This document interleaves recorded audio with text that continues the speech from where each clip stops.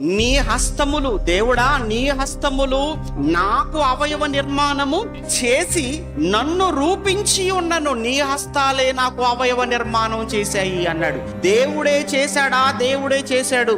దేవుడు గాని ఒకవేళ చెయ్యకపోతే ప్రపంచములో ఎవరు చేయగలరు? ఈ దేహములో ఉన్న ఏ ఒక్క అవయవాన్నైనా మిమ్మల్ని ప్రశ్నించుకోండి. మిమ్మల్ని మీరు, కళ్ళద్దాలు ఎవరైనా చేయగలడు, వాచ్ ఎవరైనా తీసుకొచ్చి ఇవ్వగలరు, షూ ఎవరైనా కొనివ్వగలరు, బట్టలు ఇంకెవరైనా ఇవ్వగలరు, రింగులు కొనివ్వగలరు, బంగారపు చైన్లు కొనివ్వగలరు. కానీ ఒక్కసారి ఏమండి మా వాడు కన్ను పోయిందండి, మీ కన్నేమో తీసిస్తారేమో అడగని చూద్దాం.